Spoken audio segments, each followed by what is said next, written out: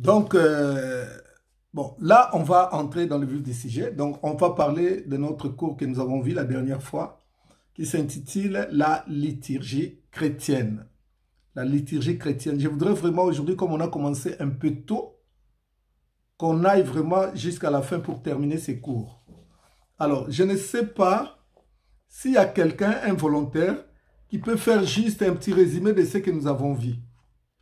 Bon, je vous dirai aussi, à la fin de la formation de notre école biblique, si Dieu nous fait grâce, je vous donnerai des certificats ou des diplômes pour attester vraiment que vous avez bien suivi cette formation. C'est très capital. Donc, soyez vraiment assidus. Si possible aussi, je vous donnerai des syllabus. Je vous donnerai des syllabus pour que ça puisse vous aider. Mais pour l'instant, je ne vais pas donner les syllabus, sinon vous ne travaillerez pas. Donc, suivez seulement et à la fin, je verrai si je pourrai vous donner les syllabus. Donc, nous parlons de la liturgie chrétienne. Alors, s'il y a un volontaire qui veut nous faire un petit rappel sur ce que nous avons vu la fois dernière, rapidement, s'il vous plaît. Donc, essayez, il faut travailler, c'est l'école du ministère. Donc, essayez, même si vous ne répondez pas bien, ce n'est pas grave. L'essentiel est d'essayer. Est-ce qu'il y a un volontaire qui peut nous faire un petit rappel sur ce que nous avons vu la fois dernière? Oui,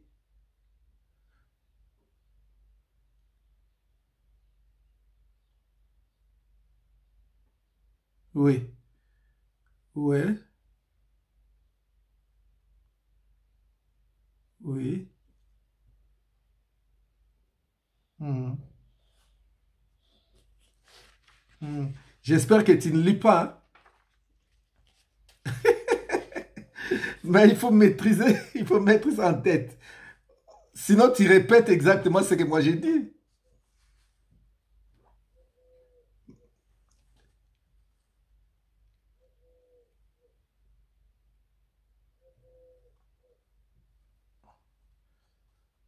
Ok. Bon, là, ça ne sert pas. Laisse-moi faire les rappels, comme ça on continue déjà. Donc, merci quand même, merci puisque tu as bien noté. Je vois vraiment que tu as bien, très bien noté. Alors, nous allons voir. Donc, on a commencé par la définition. Là, je vais vite vraiment pour pouvoir terminer aujourd'hui. Donc, nous avons commencé d'abord par voir quelques définitions. Donc, il y a deux sortes de définitions. Il y a la définition étymologique et il y a la définition dynamique.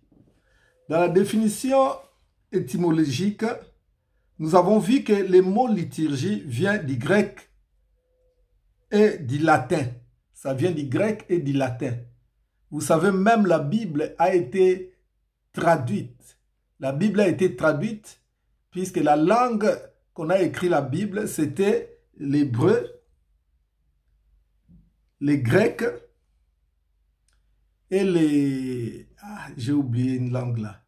J'ai oublié, c'est pas grave, ça viendra. Donc, en grec, l'araméen, voilà, merci beaucoup, l'araméen. Ok. Vous voyez, même moi aussi, je peux oublier, mais j'ai essayé quand même, puisque ce n'était pas préparé. Hmm. Donc, l'essence étymologique, nous disons que le mot liturgie vient du grec ainsi que du latin. En grec, cela signifie laïtourgia. Laïtourgia, donc L-E-I-T-U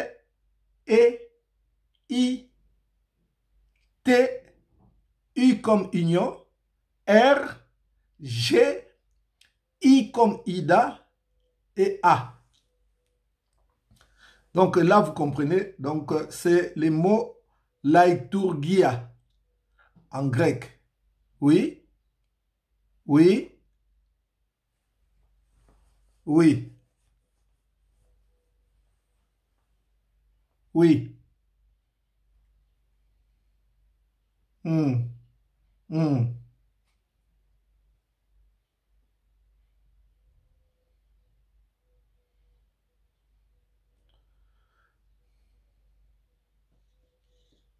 Voilà. Ok. D'accord, prenons ça comme ça. Et puis du latin, le mot liturgia. Donc c'est... Bon, ça c'est juste le sens étymologique, hein. Cela ne nous intéresse pas beaucoup, mais comme vous êtes des étudiants, vous êtes censés quand même connaître ces choses. Et il y a une définition que nous avons donnée au mot liturgie. Nous avons dit que le mot liturgie signifie simplement service public. Service public. Et la définition dynamique, nous avons dit, c'est la forme du culte d'une église, premièrement. Donc, la définition dynamique, nous avons dit, c'est la forme du culte d'une église. C'est la forme du culte d'une église. Donc, si vous pouvez comprendre que chaque église peut avoir sa propre liturgie, chaque église peut avoir sa propre liturgie. Donc, si vous allez quelque part, ne critiquez pas les autres, puisque chaque église peut avoir sa propre liturgie. B, nous avons dit, c'est l'ordre des cérémonies religieuses et des prières. Vous savez, notre Dieu, c'est d'abord un Dieu d'ordre. Donc, quand on met l'ordre pour le déroulement, par exemple, d'un culte, donc on peut voir déjà la liturgie de cette église-là. Et c'est une forme d'orientation ou de la direction d'un culte de manière ordonnée. Donc, vous voyez toujours l'ordre revient. Donc, la liturgie, c'est le fait aussi d'organiser, par exemple, un culte. L'organisation d'une manière ordonnée. Alors, deuxième point, nous avons vu les actes liturgiques. Dans les actes liturgiques, je vais vite puisque ça, c'est juste un petit rappel. Les actes liturgiques, nous avons relevé, je pense, 7. Premier acte, nous avons dit les fêtes. Les fêtes. Les fêtes.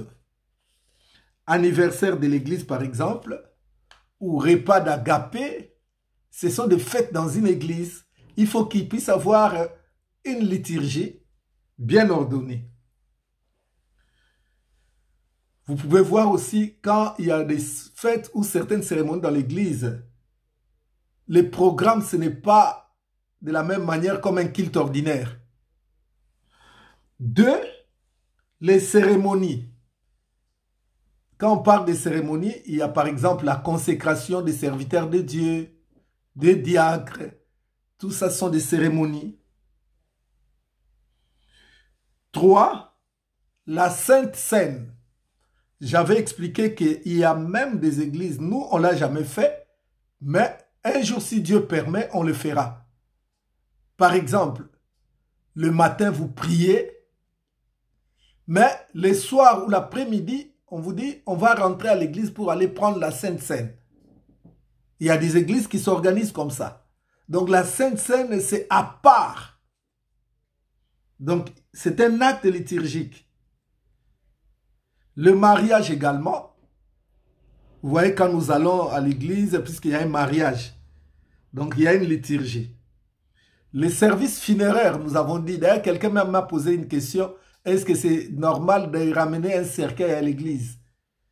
Donc les services funéraires, ce n'est pas forcément ramener les cercueils à l'église, mais ça peut être même au cimetière. On enterre un chrétien, on enterre un pasteur. Il faut avoir un moment de louange, un moment d'adoration, un moment de remercier Dieu, puisque la Bible dit que nous devons rendre grâce à Dieu dans toutes les circonstances. Donc même dans les services funéraires, il y a aussi le message qui va passer. Dans les services funéraires, vous pouvez aussi prendre les offrandes, peut-être pour soutenir la famille, éprouvée. Donc c'est un acte aussi liturgique. Le baptême d'eau. La plupart d'entre vous ont été baptisés dans la source de vie. Vous savez comment nous faisons nos baptêmes. Il y a des moments de louange, des moments de prière, des moments de tout ça là. c'est aussi la liturgie. Et septièmement, les cultes. Les cultes, nous avons... Il y a quelqu'un qui est dans un endroit, Maman Adorée. Ferme ton micro, Maman Adorée. Ferme ton micro. Toi, écoute seulement, puisque ton micro, là, ça fait beaucoup de bruit. Ok. Donc, les cultes, par exemple. Mais Maman Adorée, si tu veux parler, tu peux ouvrir ton micro. Hein, mais si tu n'as rien à dire, ferme les micros, suis comme les autres. Alors, je disais, les cultes, c'est là où vraiment où on voit la liturgie d'une église. La façon dont une église organise ses cultes. Alors, je dirais, notez bien, dans ces actes, il faut la présence d'un officier ou officiant. Dans tous ces actes que je viens de citer là, les 7 actes, il faut la présence obligatoire d'un officier ou officiant. Et sachez que, comme je l'ai dit, que la liturgie diffère d'une religion à une autre. Chaque religion a sa liturgie. Les musulmans, ils ont leur liturgie. Ils commencent comme ça, ils évoluent comme ça, ils terminent comme ça. Les kimbanguistes, pareil. Les protestants, pareil. Les catholiques, pareil. Les églises évangéliques, pareil. Donc, chaque religion a sa propre liturgie. Donc, nous parlons de la liturgie chrétienne. Alors, troisième point, ça c'est ce qu'on avait vu. Troisième point, nous avons vu les substances liturgiques. Les substances liturgiques. J'avais relevé 4 substances liturgiques. Il peut y en avoir plus, mais ça dépend. Les substances liturgiques. Première substance, il y a l'eau. Donc, les substances là, c'est incontournable. Sans ces substances, c'est difficile, bien aimé, pour que la liturgie soit vraiment parfaite. J'ai pris l'exemple, premier exemple, l'eau. C'est une substance liturgique. Pourquoi? Est-ce que quelqu'un peut me répondre? Pourquoi l'eau est impérative comme substance liturgique? Pourquoi? Voilà, pour les baptêmes. Donc, sans eau, il n'y a pas de baptême. Là, nous parlons de baptême d'eau, puisqu'il y a aussi les baptêmes du Saint-Esprit. D'ailleurs, le baptême du Saint-Esprit, c'est Dieu lui-même qui l'organise. Donc, l'eau, c'est une substance incontournable. C'est une substance liturgique. Le pain, pendant la Sainte Seine, pour prendre la Seine, nous avons besoin du pain. Peu importe sa forme, puisqu'il y a aussi des polémiques dans des églises. Mais Jésus lui-même a pris le pain. La Bible dit qu'il a pris le pain. Donc le pain, c'est une substance liturgique. Donc c'est incontournable. Donc le pain, pendant la scène, on prend le pain sans levain, d'autres prennent du pain normal, d'autres prennent même les gâteaux, les biscuits. Donc ça dépend. Mais tout ça, ça vient de la farine. 3. Les vins. C'est une substance liturgique. Pourquoi? Pendant la scène, la Sainte Seine, le vin est incontournable, peu importe la forme, j'insiste bien, puisqu'il y a souvent des petites polémiques qui viennent à gauche, à droite. Le pain est incontournable. Pourquoi le pain est incontournable? Puisque Jésus lui-même pour la scène, la Bible dit, il a pris du vin. Il a béni et a donné à ses disciples en disant, prenez ceci et buvez-en vous tous, car ceci est mon sang. Mais physiquement, c'était le vin. Mais Jésus, quand il a prié, spirituellement, il a transformé le vin en sang. Il a transformé le vin en sang et il a remis à ses disciples. Il a dit, ceci est mon sang. Donc, le vin est incontournable comme substance liturgique, surtout dans les églises évangéliques. Peu importe la forme, il y a des gens qui prennent des jus de raisin, puisqu'ils n'aiment pas le vin avec alcool. Il y a d'autres qui prennent même du jus, du Vitalo, de la grenadine. Peu importe. Mais, d'après bibliquement, c'était du vin que Jésus avait béni. Que ça soit fermenté ou pas, mais on nous a parlé du vin. Donc, c'est une substance liturgique. Et 4, là, ça pose problème, puisqu'il y a des polémiques. Là, je suis en train d'enseigner, je ne vais pas entrer dans des polémiques. Il y a des polémiques, puisque les 4e substance, c'est l'huile. C'est l'huile. On peut même mettre plus loin, l'huile d'olive. Il y a des églises. Quand vous entrez, vous verrez déjà la bouteille d'huile. Sur la chair, il y a la bouteille d'huile d'olive sur la chair. Puisque pour cette église-là, sans huile d'olive, c'est comme si les choses n'étaient pas bonnes. Il faut que l'huile d'olive soit là. Moi-même, je suis allé prêcher dans plusieurs églises. Le pasteur, je n'ai même pas encore commencé, mais il me présente, pasteur, si tu as besoin d'huile, l'huile est là. Donc, c'est quelque chose qui participe à leur liturgie. Bien que nous, moi et vous, nous savons, puisque j'en ai plusieurs fois parlé, que l'huile symbolise le Saint-Esprit. L'huile symbolise le Saint-Esprit. Donc, nous, à la place de l'huile, nous avons besoin du Saint-Esprit. Que le Saint-Esprit soit là, soit au rendez-vous. Mais là, je suis en train d'enseigner en général, donc c'est ça. Notez bien, en dehors de leur usage ordinaire, notez bien, en dehors de leur usage ordinaire, nous ne pouvons l'utiliser que sous ordre du Saint-Esprit. En dehors de leur usage ordinaire, nous pouvons utiliser ces substances seulement sous l'ordre du Saint-Esprit. Voilà. Est-ce qu'il y a une question là? Puisque je voudrais aborder le point 4. Est-ce que quelqu'un a une question?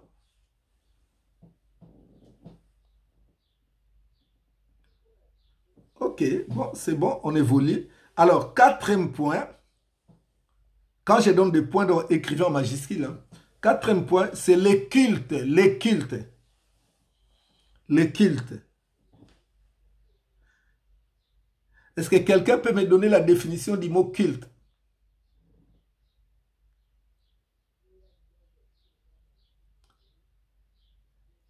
Ouais, merci évangéliste Charlène. Culte veut dire adoration.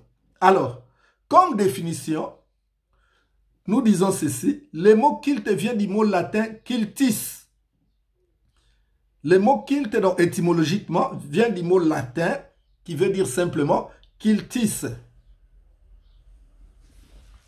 Le mot culte vient du latin qui veut dire cultus.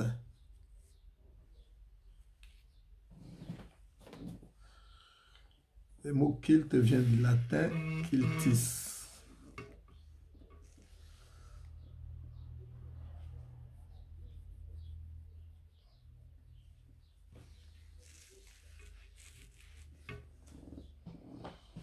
Le mot culte vient du latin cultus, qui veut dire simplement adoration. Donc, culte égale adoration.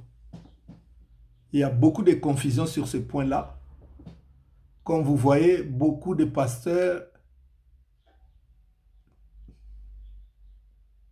ne connaissent pas ces choses. Vous verrez dans plusieurs églises, quand on donne les programmes, on nous parle de culte d'adoration. Culte d'adoration. Donc, c'est comme tu disais, adoration, adoration. Non. Il y a même d'autres qui nous disent culte d'intercession. Ça n'existe pas. L'intercession, c'est la prière. L'intercession, c'est la prière. Et c'est une forme même de prière. On verra aussi sur l'intercession. Donc, on ne peut pas dire culte d'adoration. On dit adoration. C'est pour ça les gens de la CIFMC, chez Maman Olangi, et ils ne disent pas le mot culte, et ils disent seulement dimanche, c'est l'adoration. Donc, ce n'est pas mal. Alors, on va voir les sortes de cultes. Les sortes de cultes, il y a 3 sortes de cultes. Je vais rapidement, puisque nous avons des choses à voir. Ça sont des choses que nous avons déjà vues. Donc, je fais les rappels pour ceux qui n'étaient pas là l'autre fois. C'est pour ça. Donc, il y a 3 sortes de cultes. Première sorte, culte individuel. Est-ce que quelqu'un peut me lire 1 Corinthiens chapitre 6, verset 19? 1 Corinthiens 6, verset 19. Donc, nous disons qu'il y a 3 sortes de cultes. Premier culte, donc culte individuel. On peut voir ça dans 1 Corinthiens 6, verset 19. Est-ce que quelqu'un a trouvé? Ouais. Amen. Voilà. Voilà.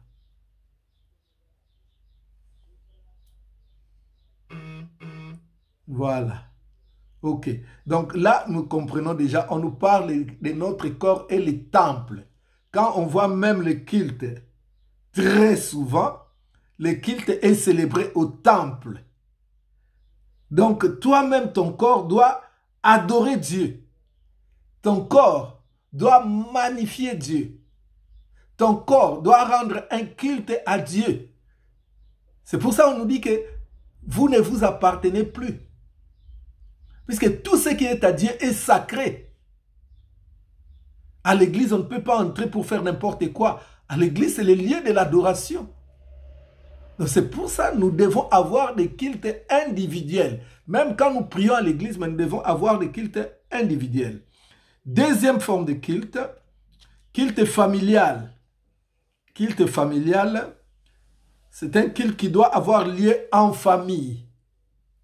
Très souvent, nous avons abandonné des cultes familiales, mais autrefois, dans des familles, on célébrait des cultes familiales. Les soirs, papa rassemble ses enfants et maman, tous ensemble, ils se mettent à prier, à glorifier Dieu. C'est très capital. Nous verrons même Josué qui nous dira, moi et ma maison, moi et ma famille, nous rendrons gloire à Dieu, nous glorifierons Dieu. Donc c'est très capital. Et c'est, ou troisième forme de culte, c'est culte ecclésiastique. Culte ecclésiastique, c'est un culte qui se passe au niveau de l'église. Donc, moi et vous, demain, on sera à l'église pour glorifier Dieu, pour rendre un culte à Dieu. Ce culte, on l'appelle culte ecclésiastique. Notez bien, quand je dis notez bien, notez vraiment bien. Notez bien, où tu mets en abréviation NB. Tous ces cultes sont dominés en 3 étapes. Tous ces cultes sont dominés en 3 étapes. Tous ces cultes sont dominés en 3 étapes.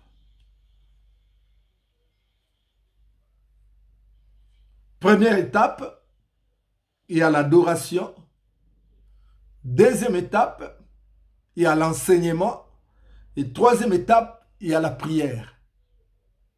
Dans les cultes, on doit avoir ces choses-là. On doit avoir d'abord l'adoration. Puisque la Bible dit, Dieu siège au milieu de l'adoration. Donc quand nous adorons, nous invitons le trône de Dieu. Même quand on voit le parcours du tabernacle, pour entrer dans le lieu très saint où il y a la présence de Dieu, on passe d'abord par l'autel de parfum qui symbolise l'adoration. Donc pour vivre la gloire de Dieu, commencez d'abord par l'invoquer au travers de l'adoration.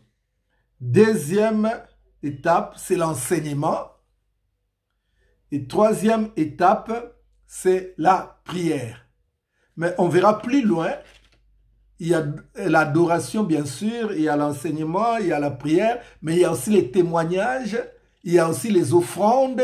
Tout ça, ça fait partie du culte. On le verra plus loin. Ce que le culte n'est pas, mettez ça en gras, ce que le culte n'est pas, a une séance d'intercession. Le culte n'est pas l'intercession. Le culte n'est pas l'intercession. Tokobondela, pour la bataille d'Afghanistan, nous avons visité Bango. Tokobondela pour les chrétiens, Oh, bazana Inde. Non, le culte n'est pas l'intercession. B, le culte n'est pas une journée de louange. Vous pouvez aller dans des églises, vous verrez.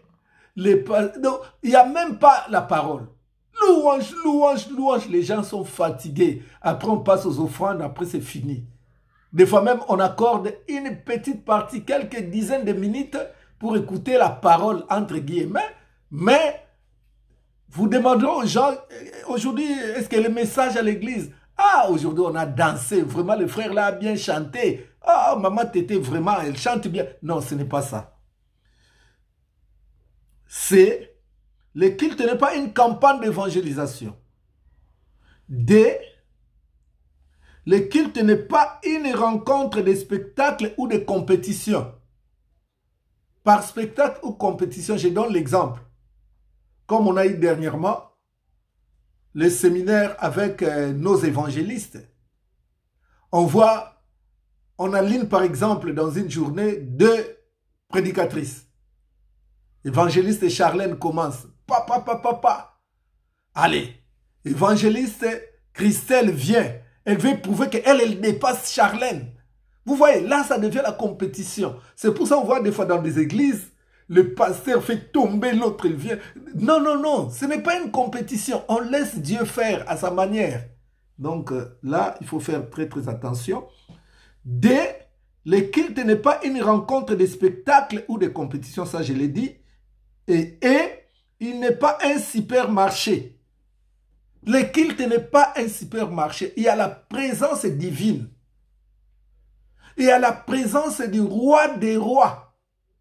Est-ce que vous réalisez ici en France, dans une réunion où Emmanuel Macron est là, et on voit des ministres sortir, aller prendre le téléphone, parler entre eux? Non, ça ne se fait pas.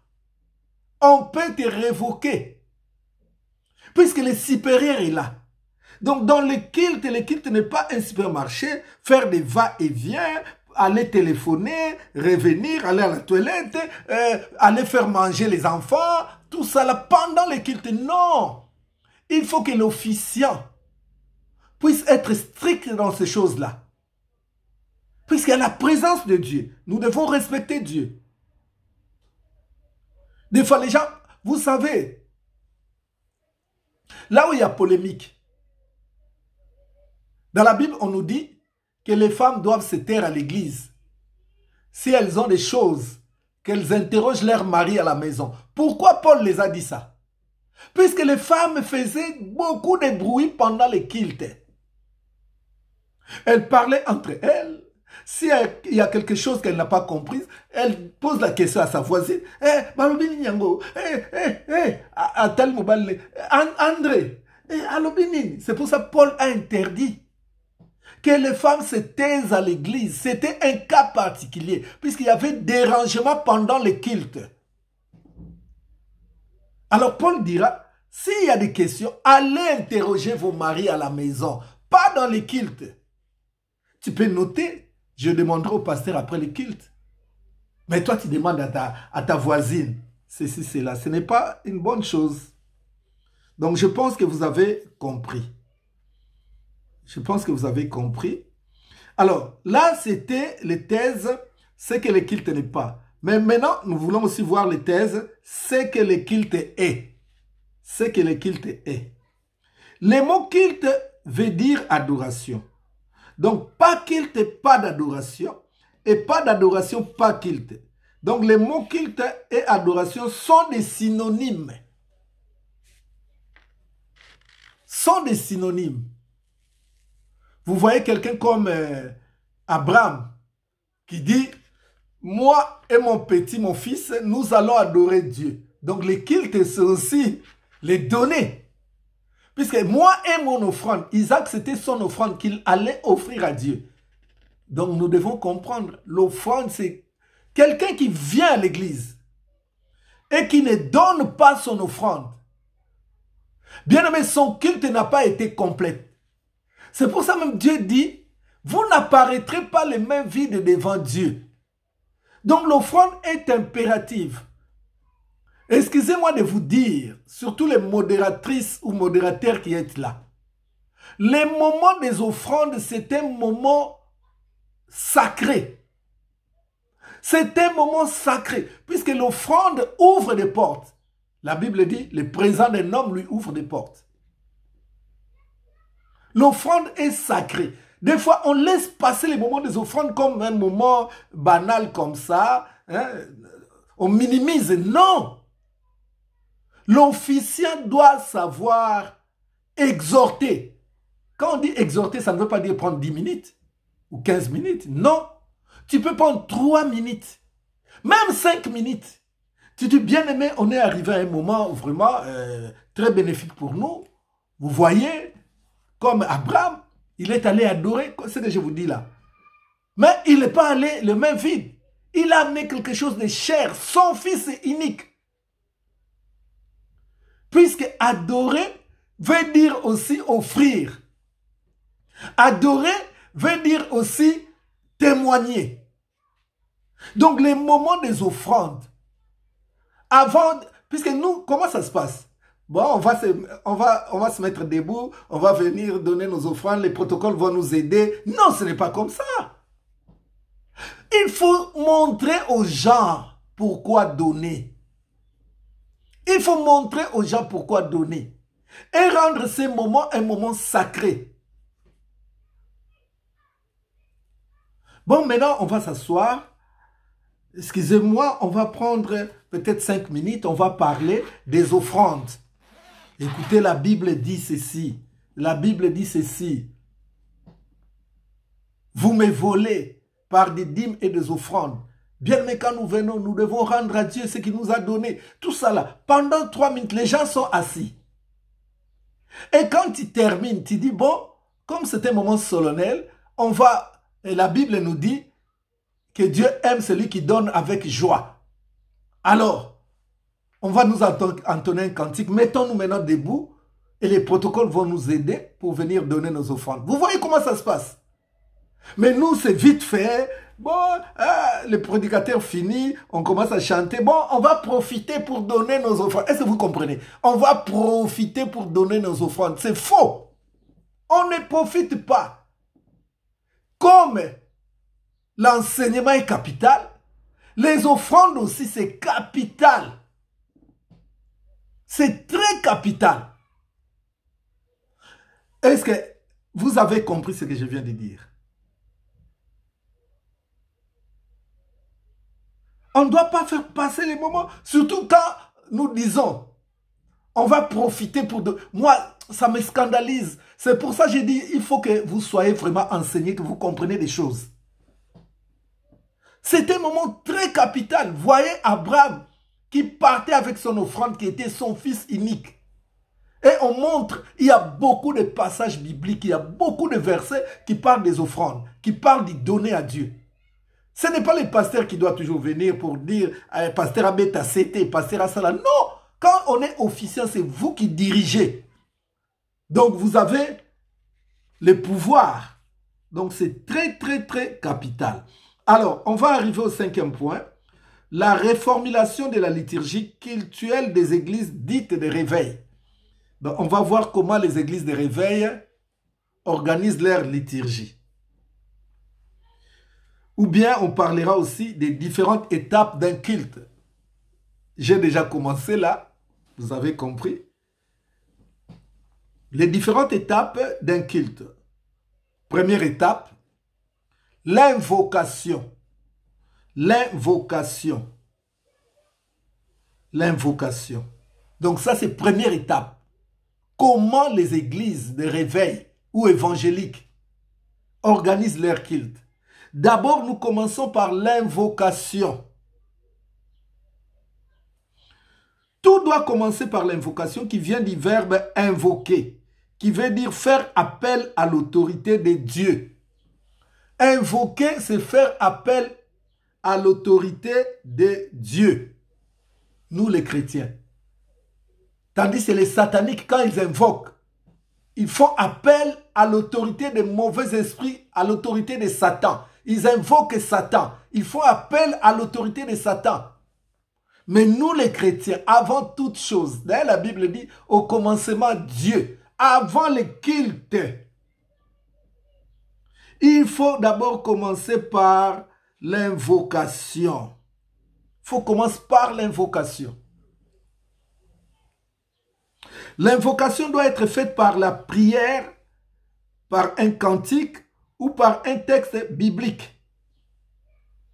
L'invocation doit être faite par la prière, par un cantique ou par un texte biblique. Je donne l'exemple. Matthieu 6, 10. Quand on commence la prière, il y a des églises qui les font. Ils commencent par lire le Notre Père. Notre Père qui es aux cieux.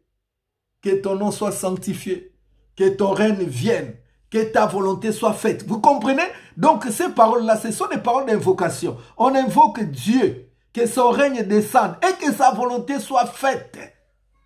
Dans les cultes. Que seule la volonté de Dieu soit faite. Donc ce n'est pas mal. Un jour, vous pouvez voir Pasteur Miko comme officiant. Je vous fais lire le Notre Père. Toute l'église, nous allons lire Notre Père 5 fois.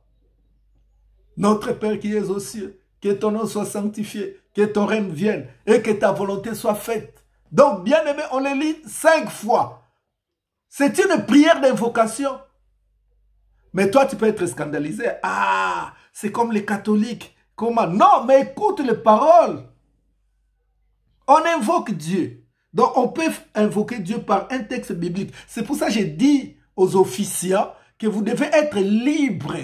Que l'Esprit de Dieu vous conduise. Je ne veux pas vous dicter des choses, sinon vous serez bloqué un jour.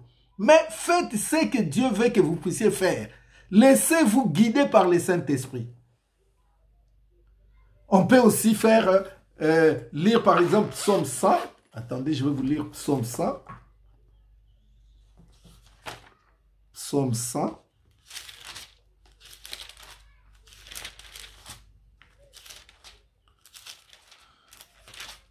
Psaume chapitre 100. Écoutez, Psaume 100, je lis au nom de Jésus-Christ. Psaume de louange. Poussez vers l'Éternel des cris de joie, vous tous habitants de la terre. Servez l'Éternel avec joie. Venez avec allégresse en sa présence. Sachez que l'Éternel est Dieu. C'est lui qui nous a fait et nous lui appartenons. Nous sommes son peuple et les troupeaux de son pâturage. Entrez dans ses portes avec des louanges, dans ses parvis avec des cantiques. Célébrez-les, bénissez son nom, car l'Éternel est bon, sa bonté dure toujours et sa fidélité de génération en génération. Par exemple, vous voulez commencer le culte, l'officiant vous fait lire ces textes. C'est très bien. Donc vous devez diversifier les choses. C'est pour cela que je dis toujours aux officiants que nous devons moderniser notre liturgie. Il y a trop d'uniformité là. Ce n'est pas bon. Alors, la prière d'invocation, notez bien, la prière d'invocation doit être faite par les pasteurs ou par les modérateurs ou l'officiant lui-même. Soit l'officiant appelle un ministre de Dieu, soit lui-même l'officiant fait la prière d'ouverture. Mais qu'est-ce que nous constatons dans certaines églises? Maman Ariette a rebondé la poire fungola, mayanga na biso. Faux! Tu ne connais pas l'état d'âme de maman Ariette. Comment tu peux lui laisser faire la prière d'ouverture? Si maman Ariette, et c'est une sataniste, elle va invoquer les démons, même si elle dit Jésus. Mais spirituellement, elle-même, elle sait ce qu'elle fait. Elle peut invoquer les démons. On ne laisse pas n'importe qui faire la prière, soit d'ouverture, soit de clôture. Et j'irai même plus loin. On donne les paniers des offrandes, les modérateurs ou l'officiant va appeler Papa Seba. Yako bonde la pona ma bonza. Non! J'ai des témoignages puisque je n'ai pas le temps. Il y a un petit qui était venu dans notre église avec son père. Il s'appelait Jephté, ce petit-là. Ce petit, il était sorcier. Il s'est repenti un jour chez moi. Il a dit, papa, ngai mutuna kanga finance église. Ngai kanga ndenge ni nabi tangu batu ba pesaka. D'ailleurs, ngana na wela ka mingi naki no pesa mutali boso. Comme ça tangu batu so zo tia na sima na nga bambongo na bango zo epana nga yango na église ça na mobulu. Donc on ne laisse pas n'importe qui toucher au panier d'offrande. On ne laisse